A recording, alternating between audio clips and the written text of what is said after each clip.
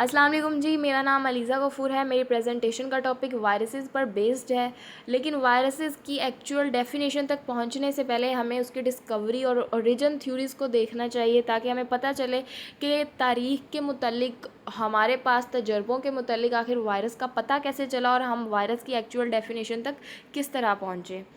हमारे historical background में हमें दिखाया जाता है कि 1884 में एक फ्रेंच माइक्रोबायोलॉजिस्ट चार्ल्स चैम्बरलैंड ने एक फ़िल्टर को इन्वेंट किया। बेसिकली ये फ़िल्टर है, किसी भी चीज़ को फ़िल्टर करने के लिए यूज़ किया जा सकता है। डेड इट कोई भी बैक्टीरिया है वो हम इसमें फ़िल्टर कर सकते हैं। ये हमारा कोई वायरस के मुतल्लिक इन्वेंशन नहीं थी। आगे चलते हैं, जहाँ पर हमें बताया गया कि इस फ़िल्टर को अब यूज़ कहाँ किया गया। जब हमारे पास ये इन्फॉर्मेशन आ जाती है कि एक तंबाकू का पौधा था जिसको एक बीमारी ने घेर लिया। बहुत सारे साइंसदान आए, उन्होंने बहुत सारे तजर्बे किए, देखा कि आखिर क्या बीमारी है जो जान ही नहीं छोड़ रही है इसकी जड़ से। ऐसी क्या चीज़ है जो इस पौधे की भी जान नहीं छोड़ रही है, बल्कि साथ साथ दूसरे पौधों को भी इन्फेक्शस कर रही है। तजर्बा करने पर पता चला कि कोई बैक्टीरिया है जो इनको ख़राब कर रहा है, बल्कि मज़ीद अगले पौधों को भी मूव ऑन करके ख़राब कर रहा है। अब 1890 में रशियन बायोलॉजिस्ट डिमिट्री इवानोस्काई ने उसी फ़िल्टर को यूज़ किया जो कि फ्रेंच माइक्रोबायोलॉजिस्ट ने बनाया था। उसको यूज़ करके उस पर तजर्बा किया कि चले कोई भी बैक्टीरिया होगा तो वो यहाँ से अब आउट हो जाएगा, निकल जाएगा, और हमारे पास जो पौधे हैं वो बच जाएंगे इन्फेक्शियस होने से। लेकिन इसका कोई फ़ायदा ना रहा, क्योंकि जब ये पता चला कि ये बैक्टीरिया इतना स्मॉलेस्ट है, क्या बैक्टीरिया है भी या नहीं, इतना स्मॉलेस्ट बैक्टीरिया कि फ़िल्ट्रेशन में से भी गुजर गया सैप के अंदर। फिर दोबारा इसी पे काम किया गया। 1899 में डच माइक्रोबायोलॉजिस्ट मार्टिनस ने बताया कि ये सिर्फ स्मॉलेस्ट बैक्टीरिया ही नहीं है, बल्कि मल्टीप्लाई होने वाला बैक्टीरिया है, आगे से आगे बढ़ने वाला कोई ऐसी चीज़ है जिसको नाम दे दिया गया कॉन्टैजियम विवम फ्लूइडियम। और साथ ही साथ ये सॉल्युबल भी है, सॉल्युबल लिविंग जर्म है। किसी भी लिक्विड में, किसी भी फ्लूइड में ये सॉल्युबल होगा और मज़ीद आगे जाके अटैक करेगा, जिससे भी इसका पाला पड़ेगा।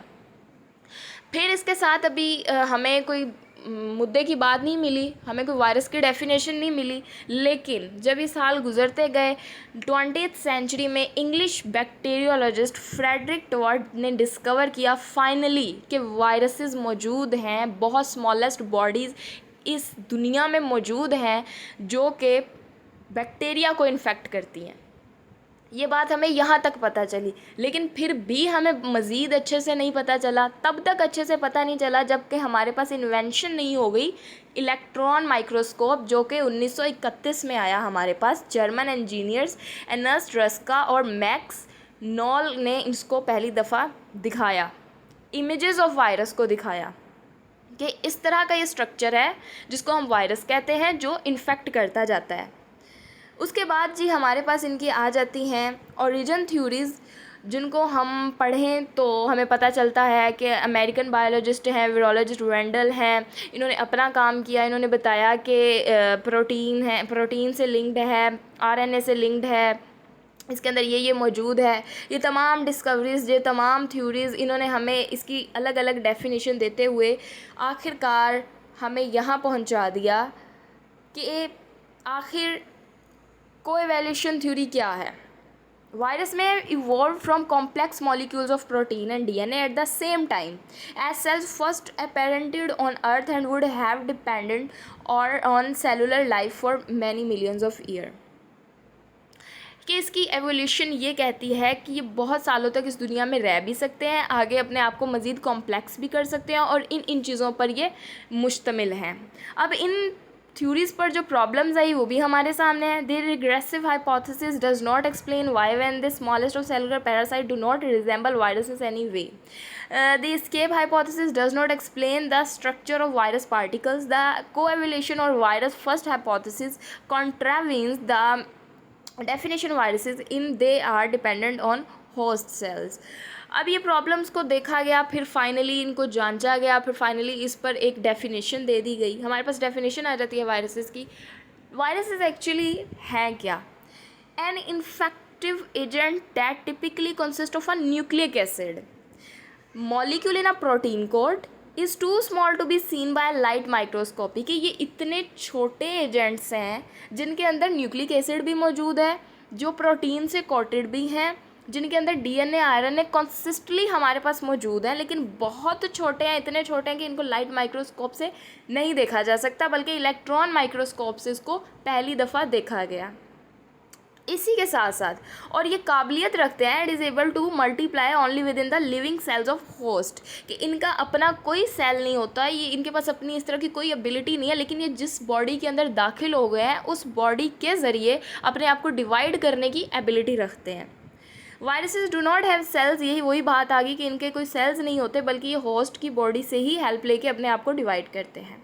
But unlike still simpler infectious agent, viruses contain genes, इनके पास जीन्स मौजूद हैं which gives them the ability to mutate and evolve. अब जीन्स जिसके पास है ऑब्वियसली वो म्यूटेशन कर सकता है, वो एवोल्यूशन ले सकता है अपने अंदर, तो बेसिकली अगर इनके पास जीन्स हैं तो इनके पास ये एबिलिटी भी मौजूद है।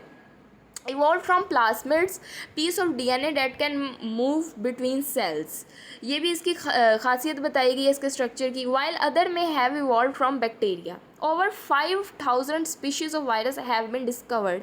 अब हमारे पास मेनली ये बात आती है कि अब तक की रिसर्च हमें बताती है कि हमारे पास 5000 स्पीशीज़ वायरस की जो हैं वो डिस्कवर कर ली जा चुकी है। कहाँ, एक टमैकू प्लांट की एक वो स्पीशी थी, एक बीमारी थी जहाँ से पता ही नहीं चल रहा था कि वायरस क्या है, वायरस है भी या नहीं, और आज हमारे पास 5000 स्पीशीज़ वायरस की डिस्कवर कर ली जा चुकी है। अब हमारे पास आ जाता है जी इसका इंट्रोडक्शन, आखिर ये है क्या चीज़। आ वायरस कंसिस्ट ऑफ 2 और 3 पार्ट्स, 2 पार्ट्स भी हो सकते हैं, 3। अब मुख्तलिफ स्पीशीज़ हैं, मुख्तलिफ क्लासिफिकेशन है। होता क्या है बेसिकली, जीन्स है, डीएनए है और आरएनए है। प्रोटीन कोट करते हैं, ये प्रोटीन कोटेड होते हैं, दैट प्रोटेक्ट जीन्स, जो जीन्स को प्रोटेक्ट करती हैं। And in some viruses and envelopes of fats, अब अगर प्रोटीन नहीं है तो फैट होगा, फैट ने इनको इन्वेलप्ड किया हुआ है, इनको प्रोटेक्ट किया हुआ है, नहीं तो प्रोटीन ये काम कर रहा है। Viruses vary in shape from simple helical and icosahedral to more complex structure. अभी अपने स्ट्रक्चर्स को चेंज करते हैं, यहाँ पे हेलिकल और दूसरे कॉम्प्लेक्स स्ट्रक्चर्स का हमें बताया गया है।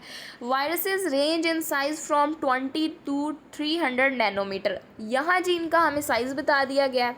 इनकी तमाम जो क्लासिफिकेशंस है हमें यहाँ पे बता दी गई हैं। It would take 30,000 to 750 oh my god 75,000 of them side by side stretch to 1 centimeter। उसके बाद ये हमारे पास इसका स्ट्रक्चर आ जाता है। जनरलाइज स्ट्रक्चर है, कॉम्प्लेक्स स्ट्रक्चर नहीं है, कि जनरली इसका जी एक न्यूक्लिक एसिड है, कैप्सिड है, envelope and that's it, and this is the topic of a virus.